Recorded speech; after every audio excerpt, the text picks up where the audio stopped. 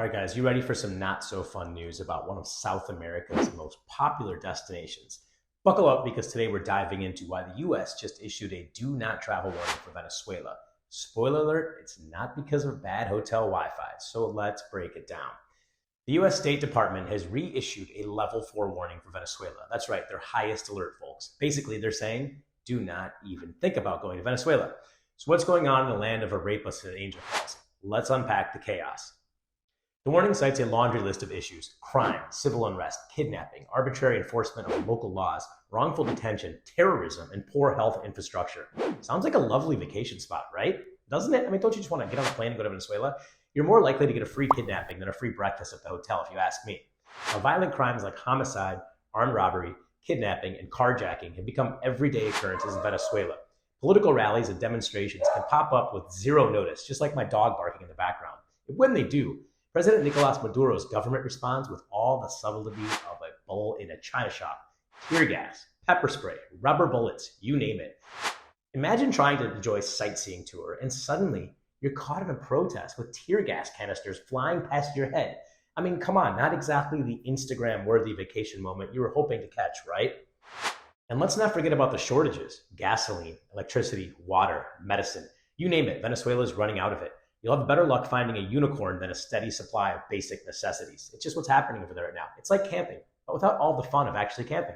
Oh, and did I mention the tourist groups? They operate in the border areas like Colombia and Brazil and even Guyana. So if you were thinking about a scenic drive, you might want to reconsider. It's less of a road trip and more of a hostage negotiation.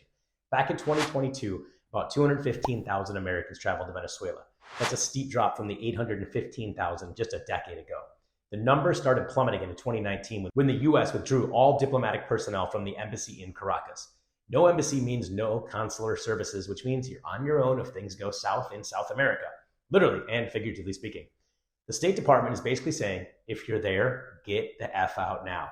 They're urging US citizens in Venezuela to leave as soon as possible. It's like being at a party where the host tells you the cops are coming and you don't stick around to see what happens next.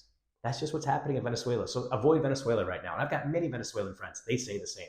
For those daring enough to ignore the warnings, the advice is pretty grim.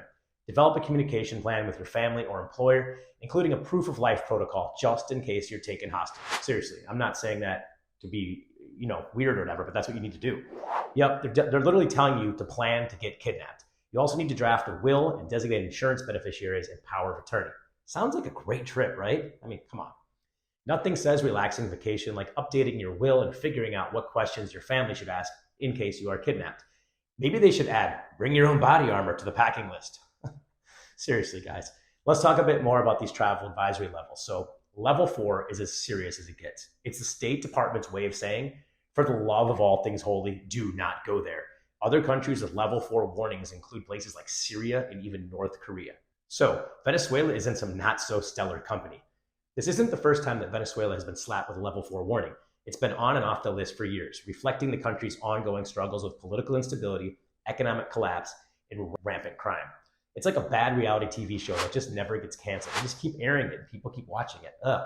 So what's the takeaway here? Well, if you've got a travel itch, maybe scratch it somewhere else. There's plenty of safer, more stable destinations where you don't need a proof of life protocol. You don't need to update your will. You don't need to tell people a safe word in case you're kidnapped. And remember, vacations are supposed to be about relaxing and having fun and even exploring, not dodging tear gas and planning your escape route.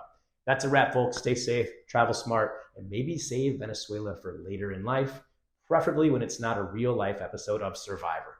Don't forget to like, subscribe, and I'll catch you in the next video.